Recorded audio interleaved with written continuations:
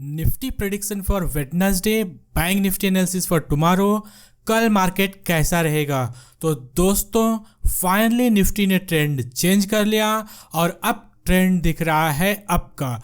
मतलब निफ्टी बता रहा है कि ऊपर जाऊंगा, लेकिन यहाँ पे निफ्टी खड़ा हुआ है एक स्ट्रॉन्ग रेजिस्टेंस पे।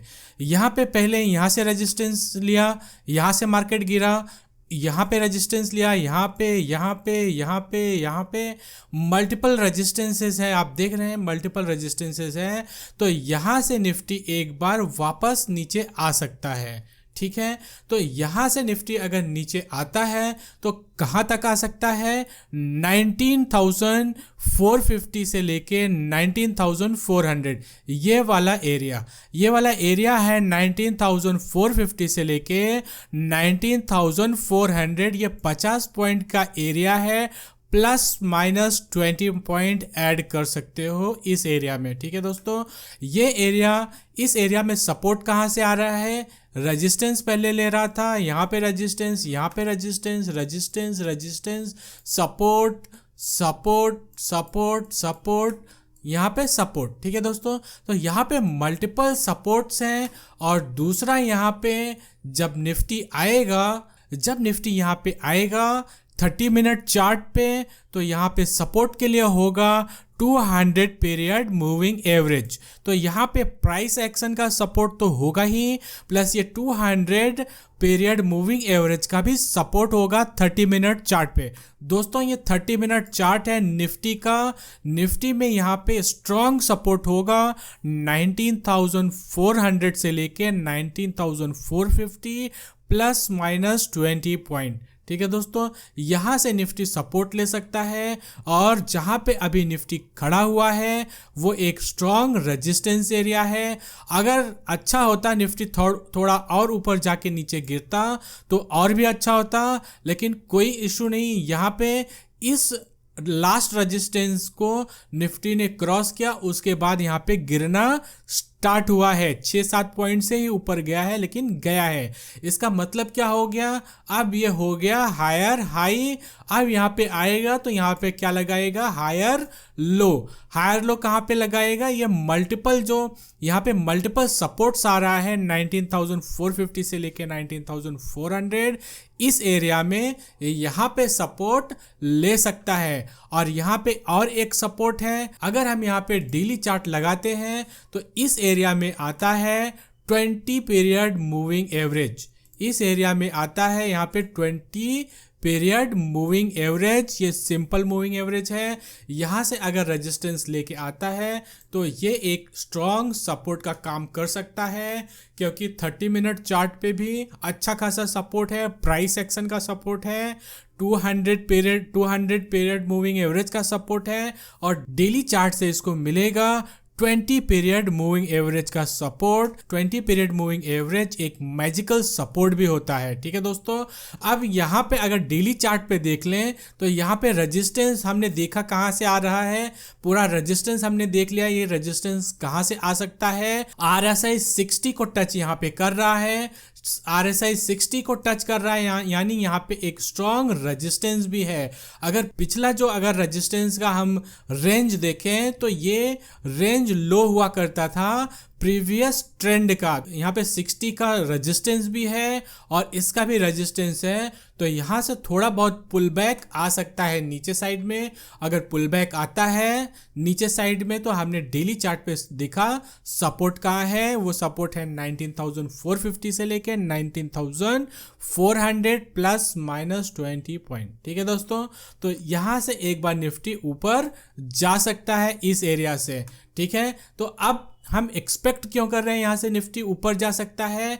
क्योंकि यहाँ पे ये जो ट्रेंड लोअर हाई लोअर लो लग रहा था उसका अब कहीं ना कहीं यहाँ पे हायर हाई हायर लो लग रहा है। अगर हम यहाँ पे एक ट्रेंड लाइन ड्रॉ करें तो उस ट्रेंड लाइन का ब्रेकआउट भी हो गया है और यहाँ पे हायर हाई हायर लो का भी ब्रेकआउट हुआ है। ठीक है दोस्तों, 20 पीरियड मूविंग एवरेज का भी ब्रेकआउट हो गया है।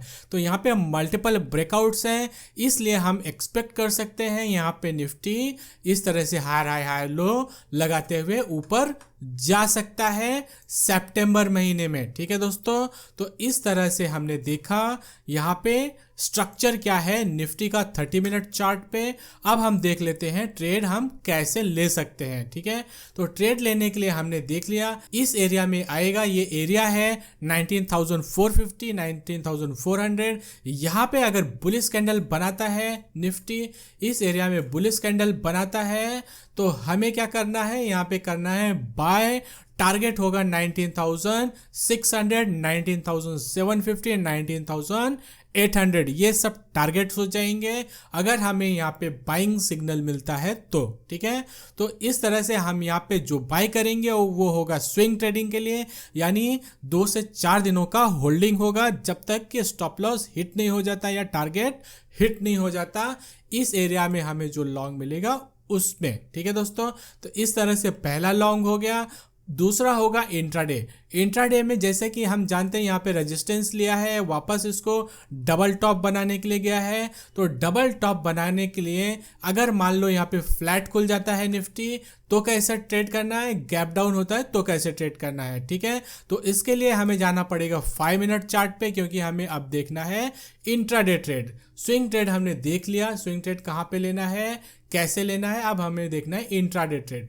तो इंट्राडे ट्रेड में अगर आप ध्यान से देखेंगे इस तरह से यहाँ पे हायर हाई हायर लो लग रहा है। ठीक है, तो अगर हम यहाँ पे एक ट्रेंड लाइन ड्रॉ कर लेते हैं और यहाँ पे कल यहाँ पे फ्लैट मार्केट खुलता है और इसके नीचे की क्लोजिंग दे देता है इस ट्रेंड लाइन के, तो हमें यहाँ पे एंट्री करना है, स्टॉप लॉस इसके ऊपर लगाना है। पहला टारगेट हो जाएगा यहाँ पे 19,530, दूसरा टारगेट होगा 19,450। ये ट्रेड इंट्राडे होगा। यहाँ पे अगर जो हम शॉर्ट करेंगे पुट बाई करेंगे वो ट्रेड इंट्राडे होगा, और जो इस एरिया में हम ट्रेड लेंगे 19,450 19,400 के आसपास वो होगा स्विंग ट्रेडिंग। तो इस तरह से हम निफ्टी में कल 2 ट्रेड ले सकते हैं। यहाँ से अगर फ्लैट खुल के नीचे आता है तो हम शॉर्ट कर देंगे या पुट बाय कर लेंगे, और इस एरिया में आता है वो एरिया है 19,450 19,400।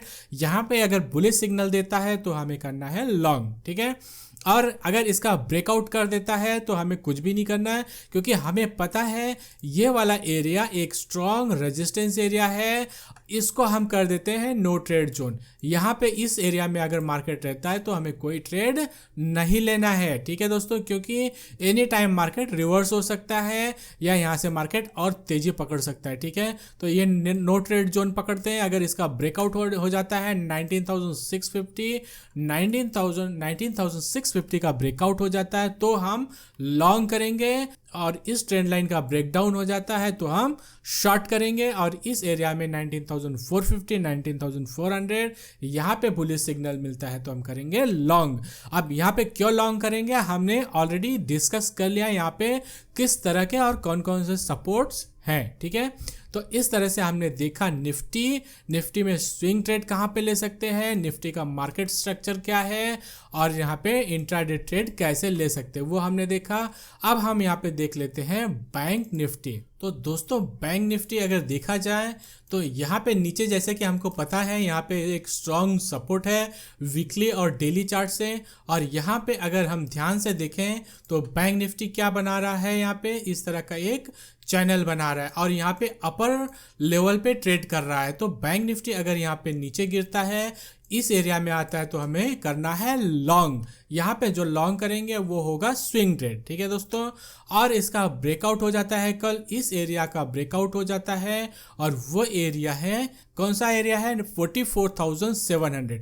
44,700 का ब्रेकआउट होता है तो हम करेंगे इंट्राडे के लिए लॉन्ग और स्टॉप लॉस लगाएंगे कुछ इसके नीचे। और यहाँ पे जो लॉन्ग करेंगे अगर मार्केट यानी बैंक निफ्टी ऊपर जाके क्लोजिंग देता है तो उस इंट्राडे ट्रेड को करेंगे कन्वर्ट हम स्विंग ट्रेड में, और फिर उसके बाद होल्ड करेंगे अपर टारगेट के लिए, वो होगा 45,600 और 700 का सेकंड टारगेट होगा 46,000 का। इस तरह से यहाँ पे जो हम ट्रेड लेंगे उसको हम कन्वर्ट कर देंगे स्विंग ट्रेड में, और अगर आपकी श्रद्धा है इंट्राडे ट्रेड में तो आप बुक करके निकल सकते हो। ठीक है, तो यहाँ पे हमने देखा एरिया 43,800 यहाँ पे मिले तो लॉन्ग करना है, इसके ब्रेकआउट यानी 44,600 के ऊपर मिले तो हमें लॉन्ग करना है। ठीक है, तो शॉर्ट कहाँ पे करना है? शॉर्ट हमें नहीं करना है इसमें। क्यों? क्योंकि अगर हम यहाँ पे इसका ब्रेकडाउन, ये वाला 44,300 का ब्रेकडाउन पे शॉर्ट करेंगे, नीचे है 200 पीरियड मूविंग एवरेज, ये कर देगा सपोर्ट और हो जाओगे स्टॉप लॉस। तो इस तरह से यहाँ पे कोई शॉर्ट नहीं करना है, हमें करना है लॉन्ग।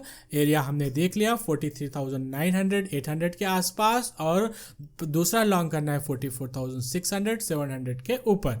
तो इस तरह से हमने बैंक निफ्टी में देखा हमें लॉन्ग कहाँ पे करना है। और एक बार हम देख लेते हैं इसका डेली चार्ट, डेली चार्ट में क्या कर रहा है बैंक निफ्टी। तो डेली चार्ट में बैंक निफ्टी अपने 20 पीरियड मूविंग एवरेज के ऊपर लगातार 2 दिन क्लोजिंग दे रहा है, 3 दिन से क्लोजिंग दे रहा है।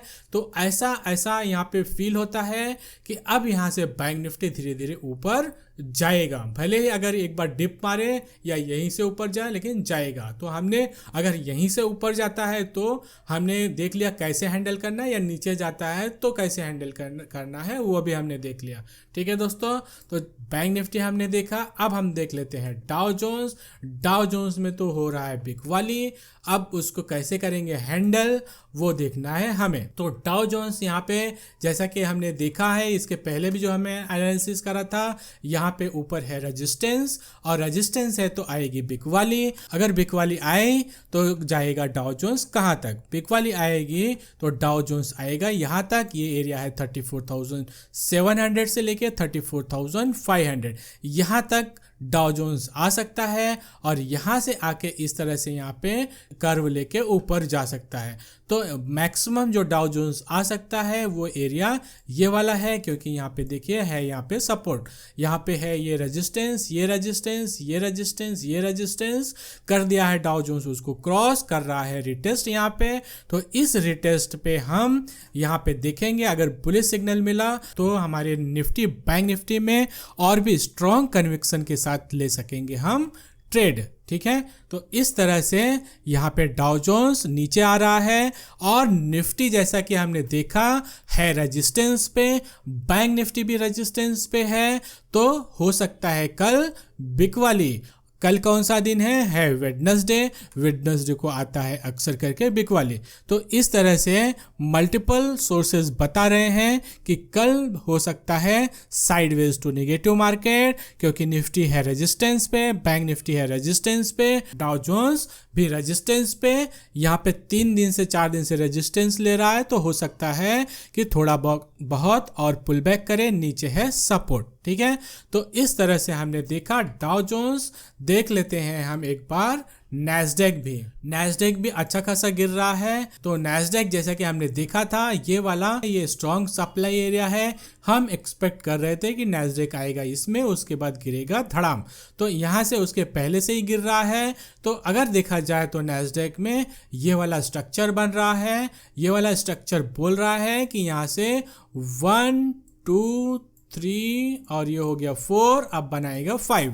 तो 5 हो सकता है यहाँ तक बनाए या इसके ऊपर जाए। ठीक है, 5 का कोई होता नहीं गारंटी। तो नैस्डैक गिर कहाँ कितना हो सकता है? यहाँ पे पहला स्विंग बना है 13,800 से लेके यहाँ पे 13,400, लगभग 400 पॉइंट का ये पुल बैक है। तो यहाँ पे भी आ सकता है लगभग 400 पॉइंट का पुल बैक, अप्रॉक्स, कोई फिक्स नहीं है। ठीक है, तो यहाँ पे अभी 14,150 पकड़ सकते हैं इसको, और गिरा कितना? यहाँ पे लगभग 200 पॉइंट गिर गया है, और अभी इसको करना है 200 पॉइंट की। और यहाँ पे बिग वाली यहाँ पे लगभग यहाँ तक आ सकता है 800, यहाँ तक आ सकता है। यहाँ पे है मल्टीपल सपोर्ट, ये वाला एरिया है, यहाँ पे है मल्टीपल सपोर्ट।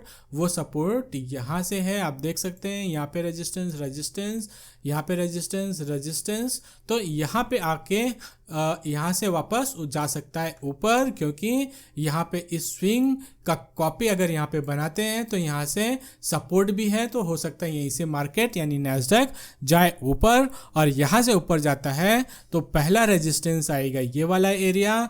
ये वाला एरिया कौन सा है देख लेते हैं।